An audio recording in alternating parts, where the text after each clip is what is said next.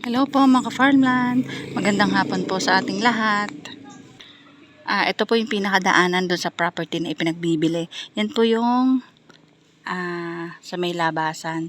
So ang property po ay papasok po dito sa kalsada na yan. Papunta po doon.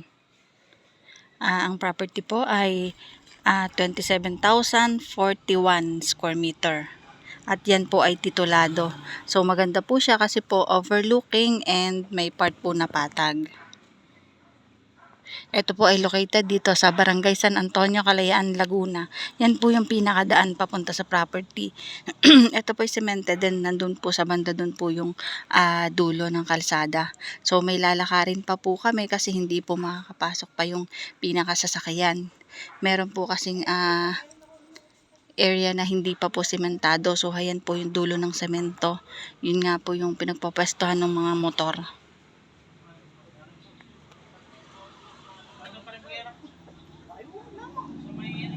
Ayan po, ito po ay malapit po sa proper po ng Barangay San Antonio. Ayan po yung pinakaputol na kalsada. So hanggang dyan lang po ngayon yung mga sasakyan. Kasi po dapat po merong aayusin dyan na part yung tutulayan or lalagyan ng imbornal. Kasi ito po nga po yung may kanal.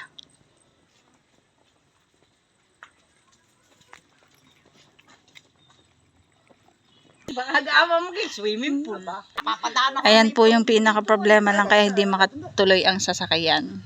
Kailangan lagyan ng imbornal. Yan lang po yung pinaka problema kaya po hindi maituloy ang sasakyan. Kaya sa mga makakabili po ng lupa dito, yun lang po yung request. Pwedeng kayo na po sumagot ng imbornal. Yun lang po yung pwedeng solusyon kasi makakatuloy na po papunta doon. Papunta kasi yung kalsada na po kaya nang makatuloy ang sasakyan doon. Ito po yung pinaka right of way papunta doon sa property. So yun lang po yung kanal doon ang problema sa daan kasi pwede pong maipasok ang sasakyan. Doon po sa banda doon may mga latag na bato na po yun, may mga GI, may mga graba na po. So ito yung mga karatig na lupa doon sa pupuntahan naming property.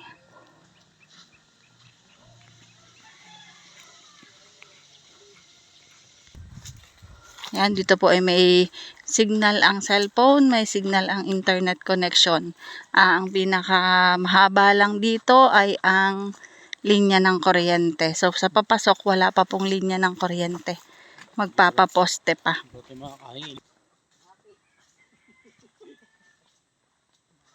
Pinaka right of way diretso po doon. Itong pinapakita kong daan, ito po yung pinakadaan niya.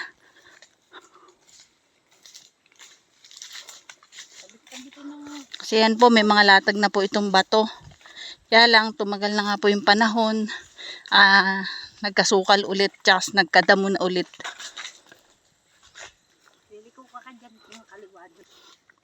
Ayan, ito po yung pinaka right of way. Itong sinusugsug ko. Ito po yung Barangay Road. Sa ngayon nga lang po, hindi pa po siya develop. Ayan po, at ang Barangay Road po, ililiko papunta dyan sa kaliwa.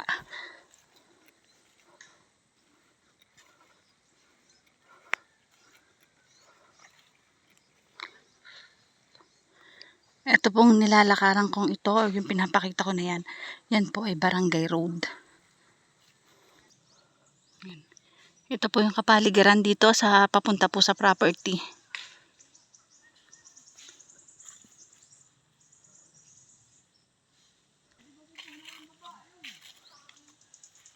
Ayan po, puros bato. May mga latag na bato. Ayan, ito po. Malapit na po kami sa property.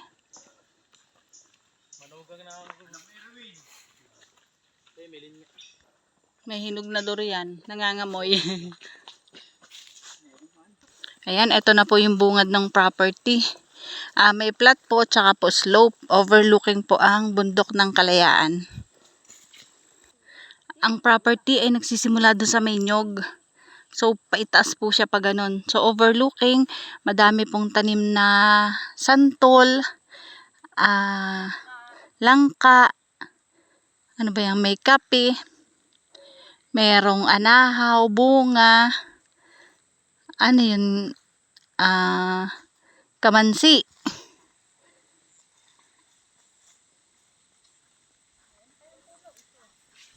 Ayan, ang property hanggang doon pa po. Etong kalsada, sakop ng property. Oh, bigay na kalsada, papunta po doon. So, ito, property yan. Nasasakop ng property yan, mga ka-farmland. Malakas ang signal dito ng data.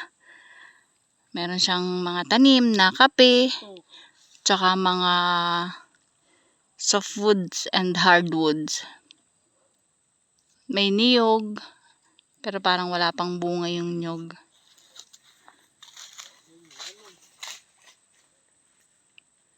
Ayan o, ewan ko lang kung anong punong kahoy yan. May bulaklak siya. Ito po yung to, slope.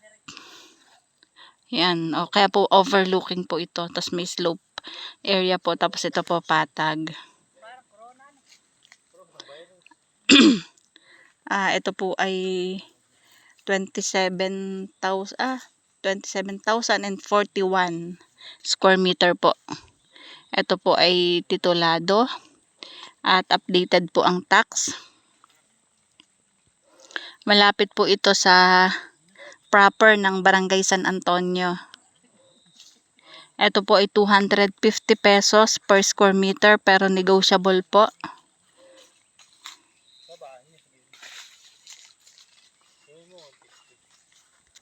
Yan, ito po ay parang, itong mga bunga nito ay parang halos naging bakod na. So hanggang dun pa po yung property at need lang po ito iparelocate para po makita yung pinaka-posisyon ng muhon. Kasi syempre sa tagal na po itong nasukat, ayon sa kadastro, ito po ay, at saka sa titulo, ayon sa kadastro at sa titulo, ito po ay 27,041 square meter po. So, para po sure, kung hindi natin makita man yung pinakamuhon, need lang pong i-relocate ang property. Para po accurate po yung ating mapuposisyonan dito. Located po yan dito sa Barangay ng Kalayaan, sa Barangay San Antonio. At para po sa inyong kaalaman, ang Barangay San Antonio po or dito sa bayan po ng Kalayaan ay isa pong malamig na lugar. Ito po ay 300 feet above sea level po. Nagfa-fog po at tuwing hanggang March po ay dito po ay sobrang lamig. So dito sa amin ay lagi pong naulan.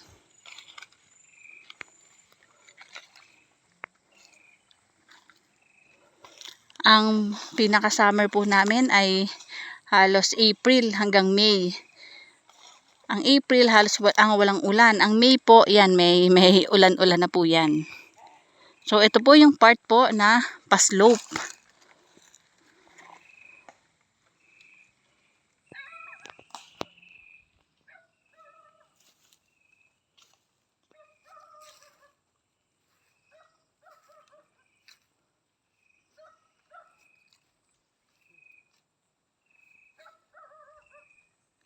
Yan, overlooking po ang kabundukan.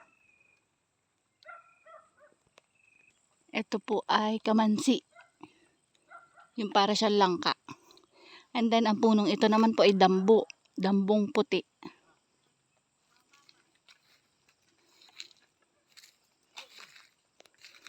Ayan, may patag po dun sa part doon. Sa tuktok po ng property. Medyo masuka lang po, kaya po hindi ako makaakyat papunta dun sa pinaka-area.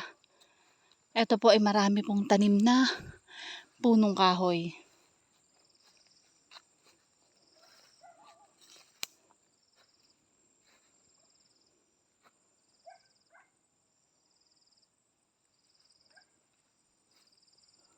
Pero pag nalinis po ito, maganda na po itong gawing taniman.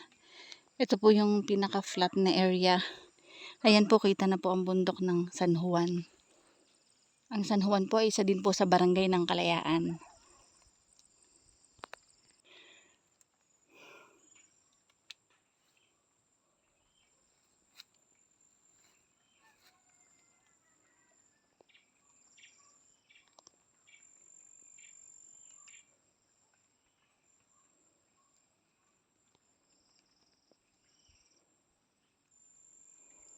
Ayan po yung bundok ng San Juan. Medyo madilim lang ang mga ka-farmland ngayon kasi po eto nag-start na po umambon. Yan, kita nyo po ang mga bahay. Malapit po kasi ito sa gym, sa school, sa talipapa. Sa ngayon po, hindi pa po tuloy ang sasakyan kasi kagaya po kanina, kung nakita nyo yung video ko pagkatapos ng putol na semento, yun po yung kailangan lagyan ng culvert para po makapasok po yung sasakyan hanggang dito kasi nagkaroon na po siya ng latag na bato noon. So, sa tinagal ng panahon, nasisira, tapos nagkakadamo ulit.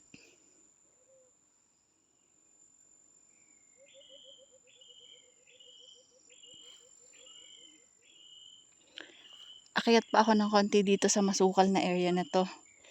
Dahan-dahan lang. Ingat lang at baka may nandito ang ating beshi, mga beshi. Dito po naman hindi po sobrang tarik. So, ano lang siya, slanting lang. So, meron pa doon. Ito po yung pinaka-landing dito sa second floor, kumbaga. And then, nandun po yung pinaka-third floor. So, may patag po doon sa pinaka-tuktok. Kaya lang, kagaya na makikita nyo, wala akong madadaanan papunta doon sa area kasi masukal. Wala naman pong nag-aalaga na nito. Kaya po decided po na ipagbili na. Kasi po, matanda na din po yung may-ari.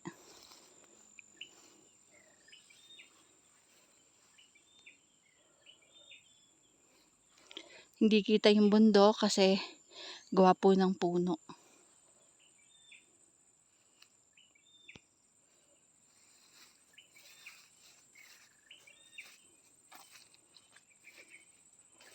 Madami siyang tanim na santol. Kaaya-aya pong tingnan ang ganitong kapaligiran. Basta po malilinis or mahahawan kasi every time nagigising kayo sa umaga, so kung nandito yung bahay nyo, overlooking po ang bundok po ng Kalayaan. Then kita po ang mga palayan, sa kabila po yan ng kalsada. So yan po yung mga bahay na yan, yun po yung malapit dun sa pinaka entrance papunta dito sa barangay na ito dito, sa papasok sa lupang ito. So yung part na mataas na yan, sako pa po yan ng property.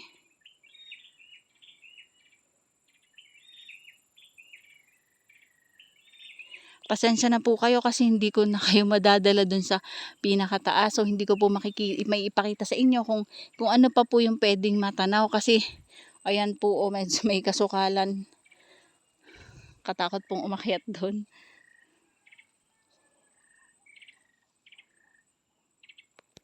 Inuulit ko mga ka-farmland, ito po ay 27,041 square meter. Titulado po, 250 per square meter but negotiable. Malapit lang po ito sa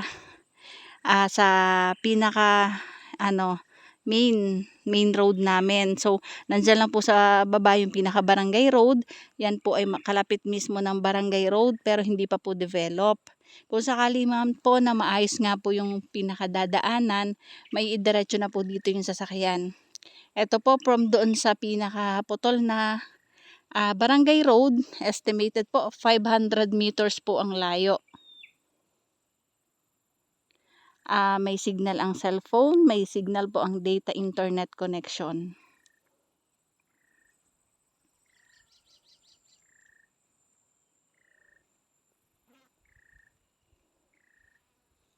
Pasensya na po sa aking mga nag-i-inquire kay Ka-Farmland TV sa Facebook page kasi po nagbablog po ako ngayon, hindi po ako makasagot. Reply po ako sa inyo later. Mamaya lang po ha, nag-aano lang po ako. Nagvi-video lang po ako. At para dun po sa mga naghahanap ng small cat, hintay lang tayo ng kaunti pang panahon kasi meron lang po akong inaayos ngayon para po maibigay ko na sa inyo yung mga hinahanap ng ibang client ng mga small cat lang po na mababang presyo.